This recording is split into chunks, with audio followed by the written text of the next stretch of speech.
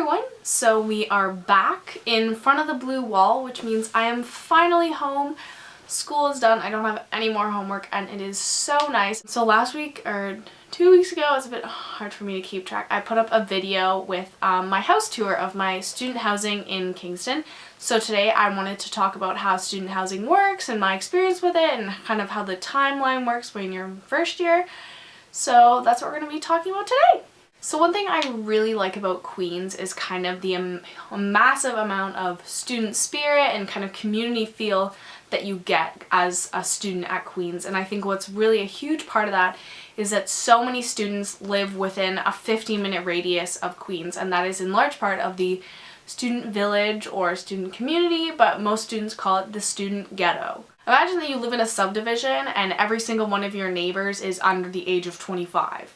So it's all students all around you. There are definitely a couple families who live within the ghetto, but mostly it's all students, which is super awesome. So in first year university, most people live in residence, and kind of around November when I was in first year is when people start talking about who they want to live with, which is really crazy because you've only known people for like 2.5 months at this point. So already you're starting to figure out, okay, who can I live with? Who can I spend 24 hours of my day with? Like, who can I live with? So most people start getting their groups together in November, and then most people start actually looking for houses once second semester starts after the new year. So I signed my lease in first year on December 10th, so we were definitely ahead of the game. We knew someone who lived in the house that we live in now, so the landlord was already on her game and she was already kind of showing people the house.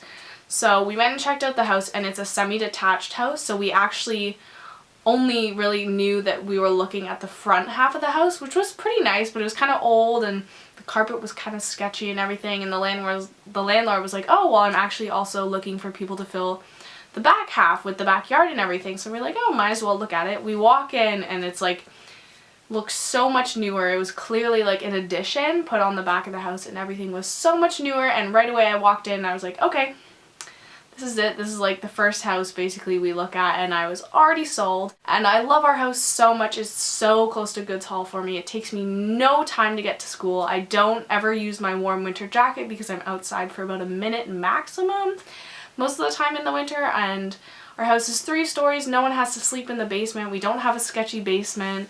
Like most houses do in Kingston. You will run into a lot of those, and the backyard is super nice, especially in the fall when everything's green and lush and we can hang out back there because it's super nice weather in Kingston in September during frost week and stuff like that. Yeah, so my house is a semi-detached house, like I said, and there are 6 bedrooms. So there's 1 bedroom on the first floor, 3 on the second floor, and 2 on the first floor, like I showed in my house tour video last week.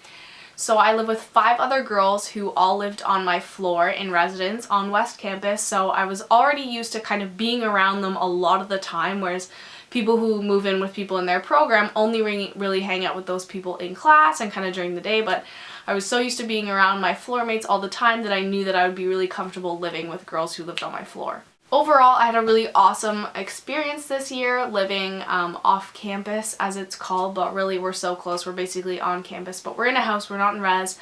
It really worked out. We never had any big house fights. There was never anything like that. Of course, some people got a bit annoyed with other people, but otherwise we didn't have any fights, and it worked out really well, and I'm so happy that I picked these girls to live with. And I'm going to live with them again, and hopefully in 4th year as well. So I'm really looking forward to getting back in September because it's back in my room that I'm used to, and back with being with all those girls, because I will definitely miss them over the 4 months that I am here at home. So before I go, I wanted to give you guys 4 or 5 pieces of advice I have for people who are looking at moving out of residence, or even they're moving houses or anything like that. It doesn't matter what university you're going to, you're going to at some point have to move, most likely out of residence. So these are my kind of pieces of advice for you. So one thing I found at Queens is that a lot of my friends who were in first year started freaking out because people were already starting to look for houses in like October, which is way too early. Do not freak out when people start looking for houses and choosing house groups in like October, because most landlords don't find out that they have to put their house up for rent again until January and February. So you're not going to have that many houses available before December. So you're really, in December it kind of starts to pick up, and then tons of houses come onto the market basically after the new year. So kind of ignore those people who are going crazy and trying to figure everything out before Thanksgiving or something, because they're going to pick a house too soon and they're not going to look at enough options. They're kind of going to be stuck with what's available at that time. So definitely take your time for choosing your house and your roommates, and don't freak out with what other people are doing. Secondly, definitely really consider who you want to live with. Just because they're fun to party with and hang out with at night doesn't mean you want to live with them, share a kitchen with them, share a bathroom with them. At some point you guys are going to have to share cleaning duties, and you really want to make sure that these people are willing to put in the effort to keep your house clean, and kind of that they're a team player and willing to compromise. Because obviously everyone has to clean, and it's not like one person can do everything, so everyone has to be willing to work together. And definitely get to know people before you live with them. A lot of people I find who end up moving after their first year in a house is because they didn't know the people they were living with. You know, it was like friends of friends and stuff like that. So definitely try your hardest to get to know the people that you're going to live with.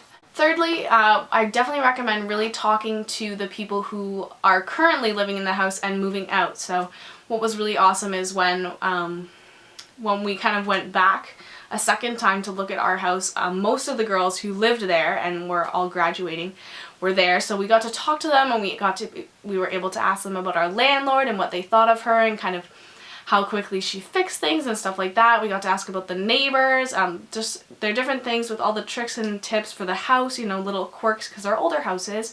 So definitely try and make an effort to talk to the people who are moving out of the house, because they'll definitely have all that information about your landlord and your neighbors and all that important stuff, because you definitely want to know that your landlord is going to take responsibility for different things that need to be fixed, and that you don't have to worry that something's going to happen and you're going to have to pay for the whole thing, even though it should be on your landlord to pay for it. And lastly, my last recommendation is not to be picky. So obviously a lot of houses kind of in the Kingston area and all around the student community are very old houses. You're going to have a lot of bedrooms with fireplaces in them.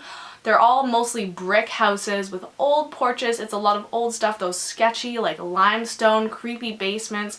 So these houses are not mansions. Depending on who's currently living in the house, you could be shown a house that is completely messy with furniture and garbage all over the place.